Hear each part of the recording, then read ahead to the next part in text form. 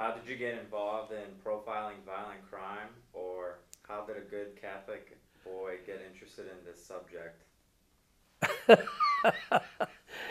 Profiling violent crimes. I became interested in the topic after I was involved in the topic of serial murder. And I thought it was a kind of an interesting way to leap from one topic to another. I taught several courses for the Southern Police Institute in profiling. I think it's just a natural leap, fascinating leap. And I use it not only if I profile a case for a police department, and I've done about 500 murder cases so far. I do it at the grocery store. I do it at the parking lots. I do it every place I go. You just kind of, for example, I profile a shopper. I don't stalk a shopper, okay? Profile a shopper. Walk in the front door at Kroger, say, you notice how they put their stuff in the basket cart, and then I follow them to the checkout lane if I have time. I'm not doing a lot of stuff. And see how they put their stuff on the checkout, and then I'll guess what's their car look like. Not the make of it necessarily, but what's the inside of their car look like. Because the assumption is that if you put your stuff in the basket cart in order, and you put it on the conveyor belt in order, then the inside of your car is going to be in order. And I do that all the time. It's fun. It's just enjoyable stuff to do. And I've done, like I say, about 500 murder cases. And there's certain things you look for. For example, if she's face down, say she's been stabbed or something like that, and she's face down, probably the guy that doesn't know her. If she's face up, if she's face up, the guy doesn't know her. But if her head is on one side to the other side, he probably does know her and has been physically intimate with her. So there's a lot of little things that you can look for. Mm-hmm. It's just fun stuff. As far as being Catholic, I think I'll sue the University of Louisville for asking me that question because it's none of their damn business. I am Catholic, though. I went to church today, and I committed mortal sin by coming out here today because I saw a very attractive young girl that I thought, damn. Yeah, I think you'll delete that. Professor Holmes, how did you and the FBI get along as they developed their behavioral analysis unit? We do not get along. I had, there's 3 or maybe 4 principal operatives within the FBI that does a lot of the profiling. One fellow just died, Bob Ressler, a couple months ago, and he was okay. He was all right. The other 3 are my nemesis. I think they feel that only the FBI can profile, but we do it all the time. And not only myself, but we all do it all the time. The more you do, the better you become at it. And just because you have a badge that proclaims you to be a special agent of the FBI doesn't necessarily mean that you know everything that you're talking about. Who were the 3 nemesis? I'd rather not say because I don't want to get sued by the FBI again. Again? Yeah, I had him out the house a couple months ago. They thought that I was a pedophile because in my sex crimes class I have a section in there on child pornography. So they came to the front door. My wife answered again. I keep telling her, don't answer the door. And they had announced themselves as FBI agents, and they wanted my computer, which they got again. And they came down to the university and went through my computer here and looked for child pornography. And part of that sex crimes course that I teach deals with pornography, both adult and juvenile. And so that was a very stressful couple months. No, I'm not a pedophile. I think I got 9 grandkids, and I remember when they were all so little They would just kind of run through the house. I'd change her diaper, or Grandma would change her diaper. They'd run through the house, a little butt, going like that. And they're just so damn cute, you know. No, not a pedophile. I'm a Anne Murray fantasy freak. The singer Anne Murray. Her and I do terrible, bizarre things with each other, but only in my dreams. You gonna cut that out? Oh, look at that. I think that's great. I wouldn't cut that out. My wife knows. She likes Colin Firth. Oh yeah, good actor. I have no damn idea who he is. Actually, the great. Oh, probably gonna get. You know the Great Train Robbery? One of the sons, who's the guy that escaped from the UK and went to Australia and then went to Argentina? He renamed his son. They changed their last name to Firth. Really? Coincidentally, it was Colin Firth. Just a mere coincidence. Well, I couldn't live without that. Next question is, Professor Holmes, what do you think of the TV shows like Criminal Minds or CSI? I think they're probably good entertainment, but they're not worth much as trying to solve a crime. In regards to the evolution of the shows that have been coming up in regards to that type of topic, like Dexter? I love Dexter. Because with Dexter, what you see is a little bit of his inside. He's sorry for what he does, but he has an ideal victim type that's pure dirt. And that's composes his ideal victim type. He doesn't want to do it, but to make Miami and Florida and the United States a better part of the country to live in, better part of the world to live in, he has to do the unspeakable acts of eradicating bad people, undesirable people. So he's a serial killer, obviously. Very easy to profile. You think, what's taken them 7 seasons to catch this guy? So is that the difference between your favoritism for Dexter and shows like Criminal Minds and CSI? The analysis? Yeah, I think so. You can see, you get in a little bit in the inner workings, the inner mind of Dexter. The show about the other show we talked about, you're more interested in the investigation of, not into the mind of. And to me, it's more interesting and more important. Mm-hmm. Professor Holmes, how has the portrayal of crime scene processing and profiling in the media changed? I think they're getting a little bit better. If I get a case, I obviously look at the pictures and read all the stuff and everything.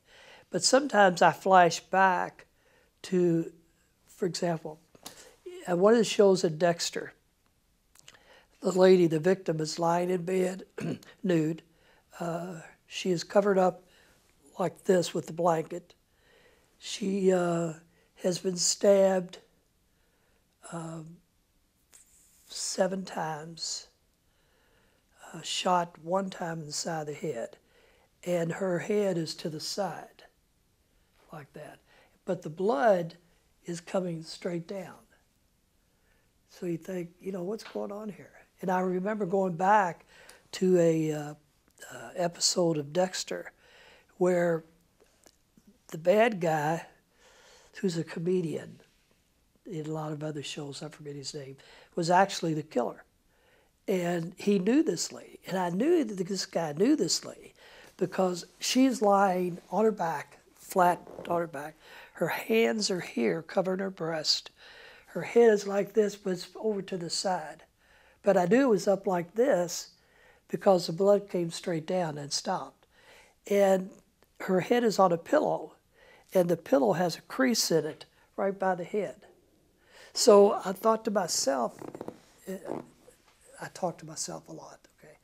And I thought to myself, you son of a bitch, you had to touch her, didn't you? And that went right on back to Red Dragon, Tom Harris's book, The Red Dragon. And what you did, you lousy so-and-so, is when you reached over and kissed her goodbye after you shot her. You knelt your right leg down on the pillow to brace yourself. You put your hands down on the side of the bed, and you reached down and you kissed her goodbye. Now, what does that say? That says a lot about the bad guy. There was an intimate relationship between the victim and the doer. They were about the same age, 3 or 4 years difference perhaps. Probably the same race, probably near in education. He probably still lives in the area. And, excuse me, if he lives in the area, he may work in the area. She was Catholic, so he was probably Catholic, because this occurred about 15 years ago. So there's a lot of these assumptions that you make, and it all springs from that right here, kneeling on that pillow. And the husband is out in the pickup truck in the driveway, and he has one gunshot wound in the side of the head. He's a victim, but the primary victim is inside, lying on the bed.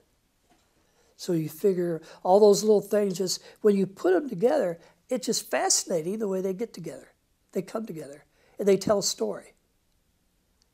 And it's a story like, you son of a bitch, you had to touch her, didn't you? Have you ever been consulted? Oh, yeah. Television shows? Oh, yeah. With Dexter? Yes. Long time ago. In the initial portion of? About 4 years ago. So he's been on, I think, about 7 or 8 years. That's the only show my wife won't let me watch. But I've taped it, and when she goes to the grocery, I hit an episode. So in general, you think that the profiling in the media has changed? It's changed a little bit. But see, the people want everything solved in 43 minutes. An hour show minus commercials. So if you can solve everything in 43 minutes, that profile has to come whipping out at you, and it has to be accurate. And we all make mistakes. Even the FBI makes mistakes. But I think what happens is you want that picture developed so quickly, and it can't be done. Because what I've done more than once is send the police department a profile, go back to the case a week later, 2 weeks later, and I've missed something. Okay, so I just add to it and send a new amended profile to the police department. And I think they like that because it shows that, to me, it suggests that I take this very seriously, and I do. Professor Holmes, what direction do you think profiling would take in the future? I think we're going to make more and more of an insistence on hard science. I think we're going to have to, they're going to look more at fingerprints, how to retrieve them better, updating the stock of fingerprints and that kind of information. I think we'll get a lot more scientific than we used to. I mean, my God, look how the world has changed. If I started profiling in 1981, okay, so that's 20 some odd years. Look how the world has changed in 20 years. I mean, you young people, you can't live without your cell phones. And I wish I didn't have a cell phone because I don't want people calling me all the time. My wife just got iPad, and we went out to dinner the other night, and she's sitting there with her iPad going like this, And I'm thinking, where's the intimacy here? We're at Check's restaurant, beer joint, and she's playing on her cell phone. And you do too. I went into your office a couple weeks ago and saw your cell phone by your television. Playing some video games. Yeah. So that means if there's more focus on a hard science for the future and currently, that means the way for one to be introduced into the world of criminal profiling, different background information of that individual is required. No, I think we have to, as a profiler, psychological profiler, I have to be aware of the science. You know, I have to be aware of the best way to retrieve fingerprints or the best way to process a crime scene. But profilers go one step further, and we're saying this suggests. It doesn't necessarily say this means. It only suggests. For example, if I have a knife wound up here versus a knife wound down here on another victim, this suggests a closer relationship than the knife wound up here. And these are just suggestions. They're not facts. But what we have done is we've collected this data from a lot of different crime scenes. And we know that this means a relationship, or attacking at the vaginal area means a relationship. Cutting up body parts and taking body parts tells you that the guy's probably single, probably single, probably in a low-level job, probably low-level education. If he does live with somebody, probably his parents. He lives close by. He may live upstairs, and he might have a large dog. I did a profile for the police department in North Carolina or South Carolina, and one of the things that I just threw in there because it just felt like it was that the guy has a large mixed breed German Shepherd dog on a chain in the side yard. I have no idea where that came from, but it just made sense. And this was for the Southern Police Institute. And the police officer said to the coordinator of the seminar, how did he know that? Because that's our number one suspect. And he has a huge mixed breed dog, chain link in his side yard. I didn't know that, but it just kind of made sense. Because with a certain class of people,